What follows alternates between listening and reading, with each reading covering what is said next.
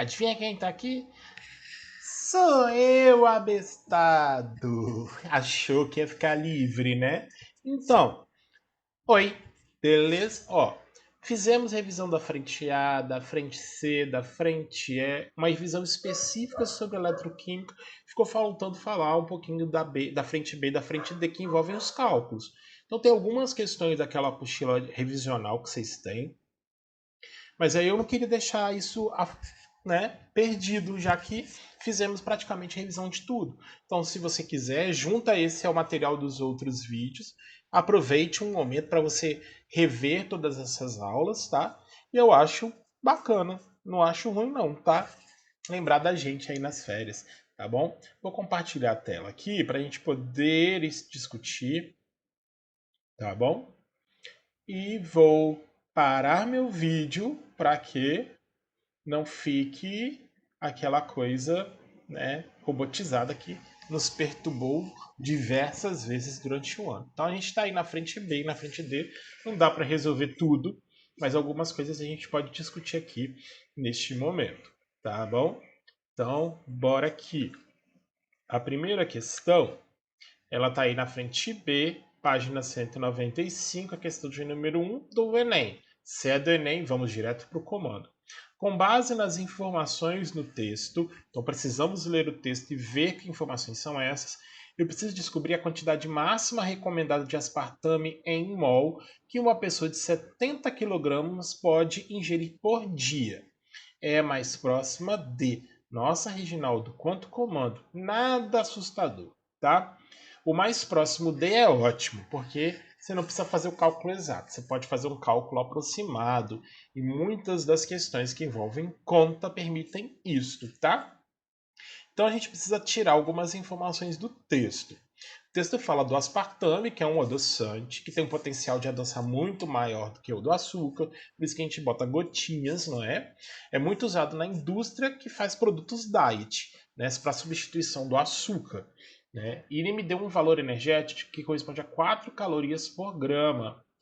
Isso aqui é praticamente quase o valor energético do próprio carboidrato em si. O problema é que caloria não é o nosso assunto da questão. Eu quero saber quantidade de matéria, quero saber número de mols relacionando com massa. Então isso aqui é um distrator, isso é uma informação a mais que poderia quebrar a sua cabeça para resolver. O problema fala que o índice diário aceitável, ou seja, o máximo, né, é por quilograma de massa corpórea, você ingerir 40 miligramas. Então se eu tenho 1 quilo de massa, eu preciso de 40 miligramas do aspartame. O indivíduo aqui tem 70. Então você vai fazer 70 quilogramas vezes 40 e vai achar 2.800 miligramas. Como eu estou fazendo cálculo com mol, e ó, a massa ela tem que ser em gramas, então eu passo para 2,8 grama. Esse é o nosso primeiro cálculo. Difícil para dedéu. Aí você ia ver, a resposta é letra D. Não, não é, porque é massa. Ele quer em mol, então tem que fazer a conversão. Por isso você não precisou nem da fórmula estrutural, já nos deu a massa molar. Que 1 mol de aspartame tem massa molar de 294 gramas. Quantos mols eu tenho então em 2,8? E aí, bonitos, bonitas, presta atenção. Não é um cálculo aproximado? Você concorda comigo que 2,8 é um valor aproximado a 2,94? Só é um pouco menor. De 294 para 2,94 eu dividi por 100. Então eu também teria que fazer algo do tipo do outro lado. Então eu acho um número aproximadamente igual a 10 a menos 2 mol. E é próximo deste valor que eu preciso escolher. Então, risco também a letra E. Risco a letra C, porque 4 vezes 10 a menos 2 é um número maior, é 4 vezes maior. E aí eu fico entre a letra A e a letra B. Óbvio que o valor mais próximo de 10 a menos 2 é o 9,5 vezes 10 a menos 3, letra B de baixinhos. Tá bom? Ah, professor, mas eu tenho muita dificuldade. Então faça exercício, pratique, faça cálculo. né, contas. É importante, né, esse raciocínio proporcional e de aproximação de valores, ele é fundamental para o tempo que você vai ter para resolver sua prova, tá certo? A próxima questão está na página 198 da frente B, e aí é uma questão de número 10. É da PUC, não é Enem, mas eu vou resolver como se fosse, que essa questão ela poderia muito bem estar dentro da prova, ela é bem parecida com o que se propõe hoje. O comando diz: considerando que determinado lote de pirolizita apresenta teor de 80% de dióxido de manganês, eu quero saber a massa mínima de pirolizita que eu preciso para obter 1,1 toneladas de manganês metálico. Então ele está relacionando o manganês metálico, que é esse o produto, com o óxido de manganês. Proporção de 3:3, 1 mol de MnO2 produz 1 mol de Mn. Professor, mas é 3:3, vai dar a mesma resposta, tá bom? Porque eu boto 3 do lado de cá e 3 do lado de lá, posso simplificar. Mol, ele quer em massa, não é isso? Né? Massas, então vou fazer as conversões. Então ele me deu só a massa molar dos elementos. Então eu tenho 16 vezes 2 mais 55. Eu tenho 87 gramas de óxido de manganês, produzindo 55 gramas de manganês. Opa, manganês, Reginaldo. Vamos corrigir isso aqui, beleza? Tá. E aí a questão pede para você calcular o quanto de piroluzita será necessário para produzir 1,1 toneladas. Gente, MnO2 não é a piroluzita. Ela corresponde a 80% da piroluzita. Então a gente acha a massa de MnO2 e depois faz o cálculo proporcional, tá bom? Então aqui eu não preciso converter para grama, porque a unidade em grama eu corto dos dois lados, minha resposta já vai sair em toneladas. Então, 8,7 vezes 1,1, opa, não, mentira, 87 vezes 1,1 dividido por 55. Eu acho então que eu preciso de 1,74 toneladas de MnO2. Então, essa é a quantidade de óxido de manganês que eu preciso para produzir 1,1 toneladas. Já tiro a letra C, porque se 80% é de óxido de manganês, eu preciso de uma quantidade maior de piroluzita. E também elimino as alternativas com valores menores a esse. Então, me sobrou 2,18 toneladas e 2,61 toneladas. E aí você vai fazer que 1,74 toneladas corresponde a 80% da piroluzita. Eu preciso saber a massa de piroluzita, então eu preciso achar os 100%. Óbvio, eu estou fazendo os cálculos na calculadora para agilizar o processo, tá? E aí você pode fazer um pouquinho mais. Professor, não tem calculadora, como é que eu posso fazer isso? Gente, é simples, mas você tem que criar sua estratégia. Não é isso? 1,74 vezes 100 dividido por 80, eu acho então aproximadamente 2,18 toneladas. Dá 175 toneladas desse material, tá bom? Pode cair, professor? Pode. Eu não vejo um cálculo muito complicado ou um problema muito difícil, mas é uma questão de teoria, de saber fazer essas proporcionalidades, tá? A próxima questão, ela não é uma questão que tem um aspecto de Enem mesmo, porque ela é uma questão que dá um pouquinho mais de trabalho.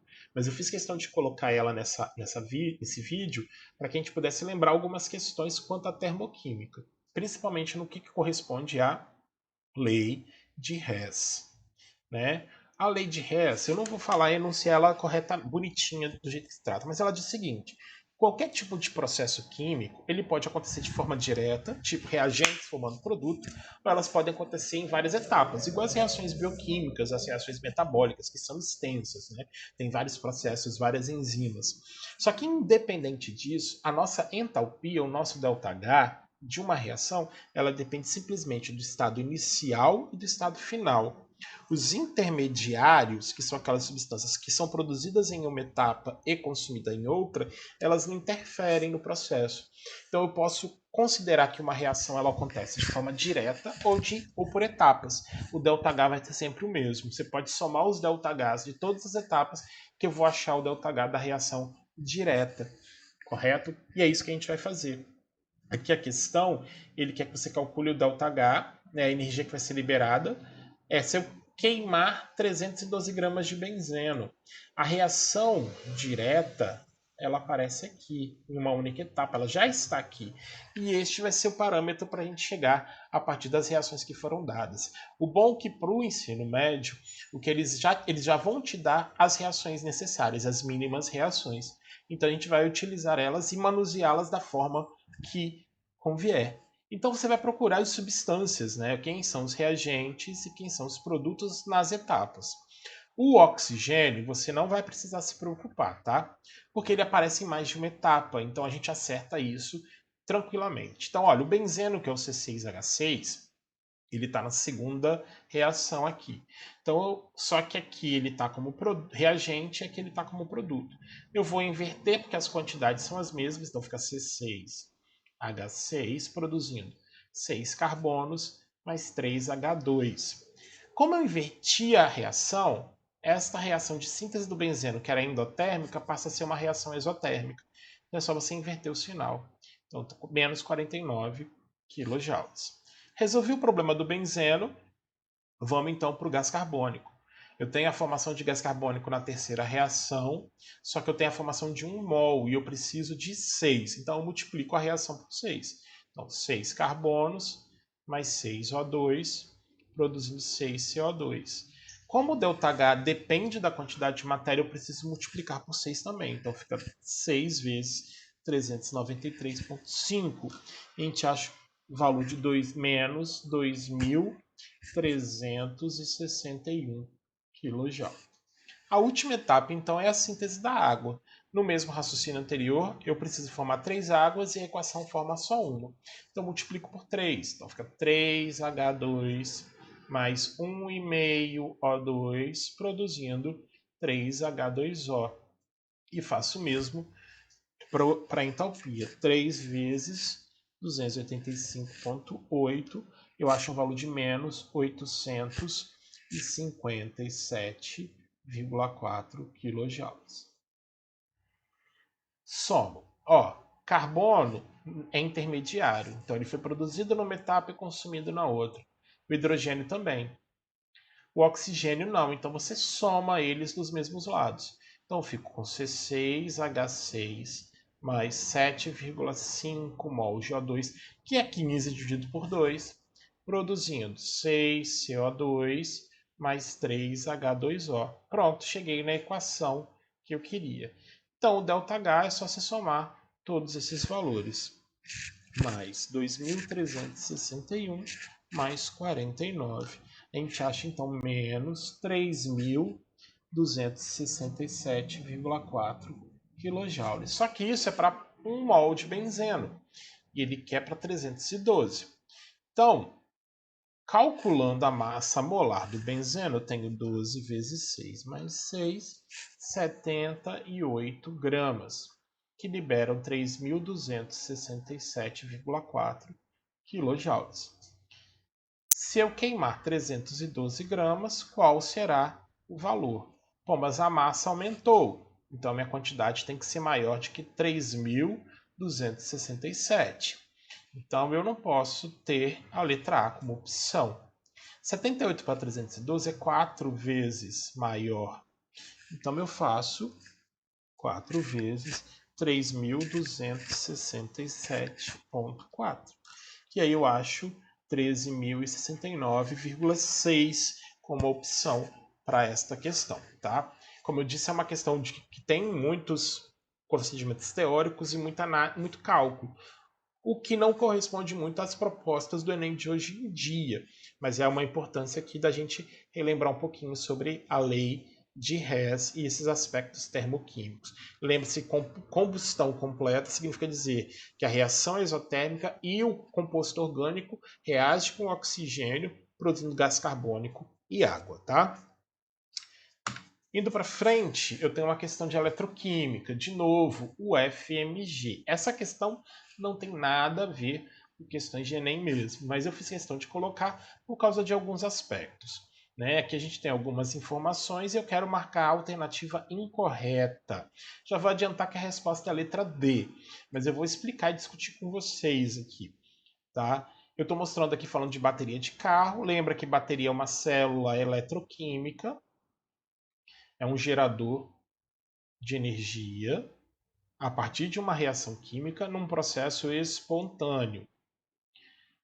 Mas a bateria ela pode ser recarregada num processo não espontâneo, chamado de célula no processo de eletrólise, tá bom? Que é chamado de célula eletroquímica. Então aqui ele está mostrando a reação direta, que é a descarga, que é o processo espontâneo, e a recarga. Se você observar, eu tenho sólidos em meio ácido, OH+, aqui, e a descarga está consumindo esse ácido, ao mesmo tempo que a recarga volta e aumenta a acidez do meio. Né? Então, aqui tem essas informações. A densidade da solução ela aumenta no processo de recarga. O que ele fala de densidade da solução é a quantidade de substâncias dissolvidas na água. E é o que a gente observa na recarga, que é a reação inversa. Eu estou aumentando as concentrações de cátions e de ânions, tá certo? E então a letra A ela se encontra correta, porque eu vou aumentar a densidade. O óxido PbO2 sofre redução no processo de recarga. Para isso eu precisava calcular as cargas. O Pb aqui é mais 4, inclusive está no nome, e aqui o Pb ele é mais 2. De mais 4 para mais 2 a carga diminuiu, o que indica que o processo é de redução. Ela diminuiu porque ela ganhou o elétron. Tá? Por isso que a letra D está errada. Porque a letra D está falando que o elétron está saindo do PbO2 para Pb. E se isso acontecesse, a carga do chumbo tinha que ser maior que mais 4. E não é o que acontece. Por isso que a letra D está errada. Mas olha só a letra C, como é que ela pode confundir. Porque ela fala que o pH da solução da bateria que está descarregando, ele aumenta. E é o que acontece. A concentração de H+, ela diminui. Só que o pH, ele aumenta. Lembra do processo, assim, né, nos nossos parâmetros, inverte. Porque eu estou diminuindo a concentração de H+. Então, eu estou trazendo aquele pH ácido baixo, indo para uma posição de neutralidade. Saindo de menos 2, menos 2, de 2, de 2,5, de 3, indo para próximo de 7, aumentando. Tá? Então, que poderia confundir alguns indivíduos aí na hora da resolução. Seguindo, ó, lembrando que se alguém tiver alguma discussão ainda sobre isso e quiser tirar dúvida, pode me procurar, mandar mensagem nas redes. Alguns colegas de vocês já me têm em redes sociais aí. É só mandar mensagem que eu respondo de boa, tá? Por favor, não deixem dúvidas na cabeça de vocês para essa prova, tá? Questãozinha linda de Enem, tá bom? Tá aí, página 210, na frente D. O comando está aqui, ó. Assinale a opção correta, considerando a tabela, o gráfico e os dados apresentados sobre as seguintes cidades. Então, lembrando que aqui, ó, a tabela, ele está fazendo uma relação entre a altitude e a pressão atmosférica. Então, eu bato o olho ali e vejo que quanto maior for minha altitude, ou seja, a distância de um ponto ao nível do mar, a altitude não é altura, tá? É relacionada ao nível do mar, a pressão diminui, porque eu tenho menos ar exercendo pressão mesmo. No gráfico, eu estou relacionando o vapor de água com temperatura. Mas aqui é apenas para te confundir um pouquinho, porque a informação está aqui. Ó. Um líquido num frasco aberto, se o frasco é aberto, eu não tenho mais pressão de vapor, que a pressão de vapor passa a ser a pressão atmosférica. Então você pode ver a pressão de vapor aqui como a pressão atmosférica, correto? Então você vê que quanto maior for a pressão atmosférica, maior o ponto de ebulição, tá bom? Então aqui está mostrando 3 cidades, uma ao nível do mar, uma bem em uma altitude maior e uma numa altitude intermediária. Então Natal, que é ao nível do mar, tem a maior pressão atmosférica, vai ter maior ponto de ebulição. Que tem menor pressão atmosférica, vai ter menor ponto de ebulição. Então é só achar a alternativa ali, né? Que vai ser o ponto de ebulição vai ser menor no pico da neblina, tá bom? Devido a maior altitude e menor pressão atmosférica, tá bom? Seguindo o bonde, eu tenho 3 panelas. Uma panela do tipo que a gente chamou de A, uma panela do tipo B, uma panela do tipo C. Todas elas têm água. Só que aqui na panela A eu coloquei areia. Na panela B eu botei açúcar.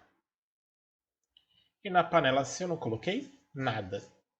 Gente, se eu coloco areia, supondo que a areia não se dissolve, nada dela se dissolver, ela vai para o fundo.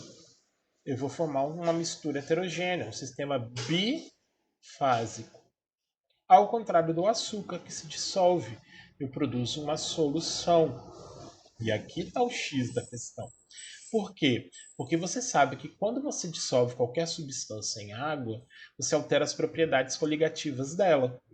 Então eu mexo nos pontos de ebulição, nos pontos de fusão, nos processos de homose, uma série de fenômenos.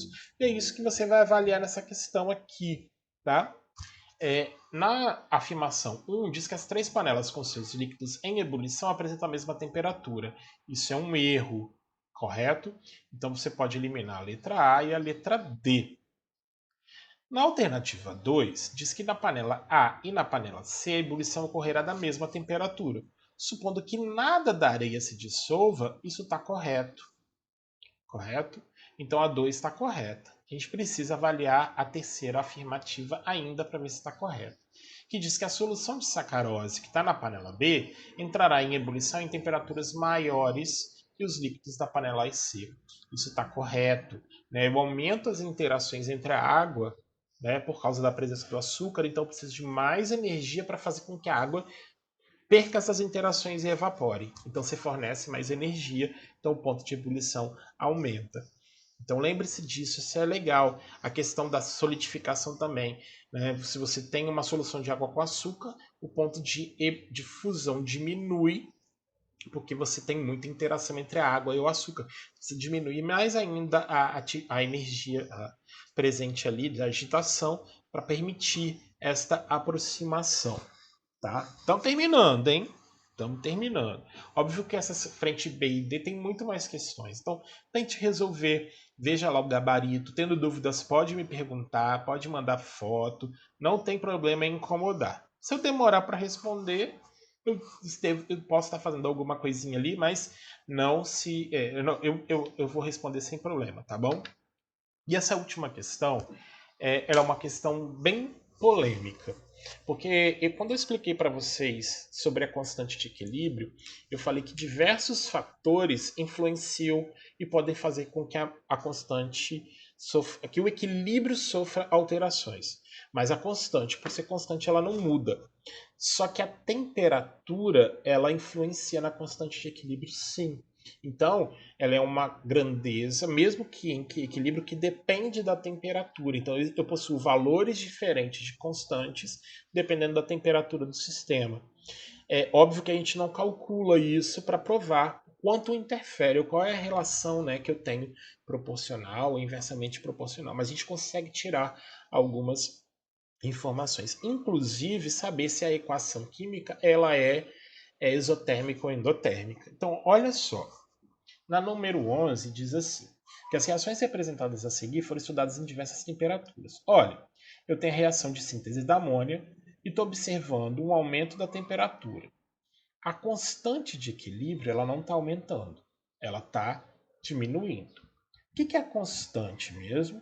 A constante é uma relação proporcional que eu tenho entre a quantidade de produto pela quantidade de reagentes no equilíbrio. Se eu tenho valores altos de constante, eu consigo dizer que eu tenho uma quantidade de produto maior do que a de reagente. E o inverso também, correto? A quantidade de produto passa a ser menor que a quantidade de reagentes. Se eu observo que eu estou aumentando a temperatura do sistema, eu estou fornecendo energia e a constante está diminuindo, com o aumento da temperatura, significa dizer que eu estou aumentando a quantidade de reagente. Eu estou deslocando a reação para o sentido inverso. Então, se a reação inversa ela está absorvendo energia, ela é endotérmica. Então, a reação direta ela é exotérmica. Eu tenho aqui um ΔH menor que zero. Agora, aqui na reação de número 2, o aumento da temperatura está acompanhando um aumento da constante de equilíbrio. Se eu estou aumentando a constante de equilíbrio, significa dizer que eu estou tendo mais produto do que reagente. Então, eu estou fornecendo energia favorecendo a reação direta. Então, a reação direta é uma reação endotérmica de ΔH positivo maior que zero. E aí a gente acha que a reação 1 é exotérmica e a reação 2 é endotérmica, correto? Então, tios, tias, crianças, é isso. Da frente B, dei algumas coisinhas só que eu queria lembrar, mas leiam, sigam as orientações, as sugestões que foram dadas, revejam os vídeos da frente A, da frente C, da frente E, a revisão sobre eletroquímica que cai. Esses vídeos todos são os últimos que a gente gravou, então fica fácil de você achar e fazer aquela coleçãozinha e observar isso de novo com mais calma, tá? Então, ó, forte abraço, amo todos, me deem notícias, contem as aprovações, as experiências que vocês vão ter dentro das universidades depois. Precisando de ajuda, pode perturbar, tá bom? Agora nós é mestre, tá? Conseguimos, tá bom? Beijo, tchau, tchau, tchau. Fui!